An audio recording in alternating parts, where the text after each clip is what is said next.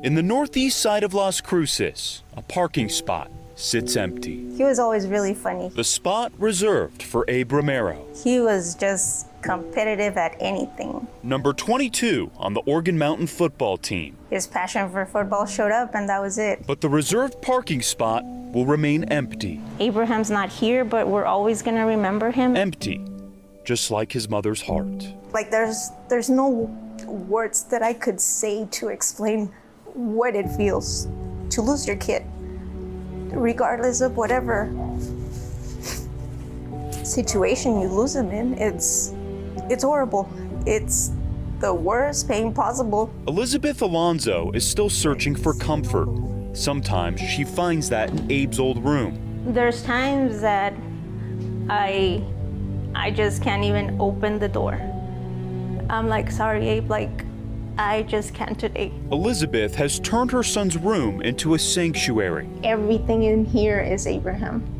That's his backpack he would wear on a daily basis. Abe's belongings scattered around. His Leatherman jacket that he only wore one time. And one particular item. This is the actual uniform that he had on the Deming game. Has its own story. This is the field Abe wore that jersey for the last time. Right now, it's empty, waiting for the start of a new high school football season. On August 26, 2022, this field was packed. The Organ Mountain Knights traveled from Las Cruces to take on their rivals. Oh, nice throw. Scott Hood covered the game for the online sports website Red Zone New Mexico.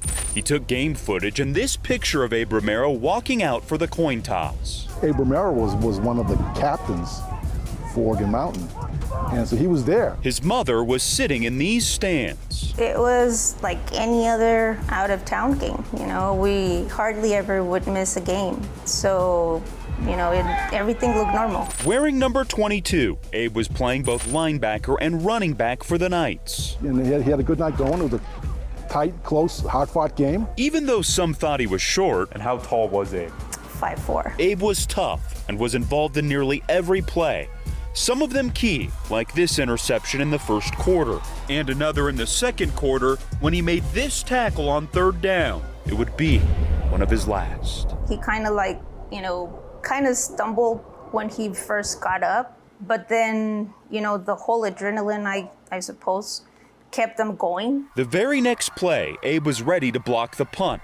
He's lined up right here at the end. He tried to get the ball and was not even involved in the play. And Abraham starts walking towards like the whole opposite direction. He takes a couple of steps and he kind of loses balance and he just falls. At that moment, I was like, okay, he got a cramp. A few seconds, start passing, he doesn't move. A couple minutes, starts passing, he doesn't move. And at that point, I just lost it. I knew that something was really wrong. Abe started having seizures. And they probably looked at him, they examined him for about 5 or 10 minutes. And then they called for the ambulance. And the ambulance came out on the field and took Abe away. So I just remember running towards the field. And by the time that I got there, you know, there was, you know, several of the coaches around Abraham, and I just remember going to the field and telling him, Abe, I'm here, like, you're gonna be fine. You're gonna be fine, you're not alone, we're here with you. But that was it. The game resumed, and the Knights pulled out the victory without their captain. Which to me shows that at the time, in the moment, people really, I don't think, understood the severity of the injury he had suffered. Abe was taken to this Deming hospital and then flown to El Paso. There, he would remain in a coma. I kind of knew that my son was not going to get any better.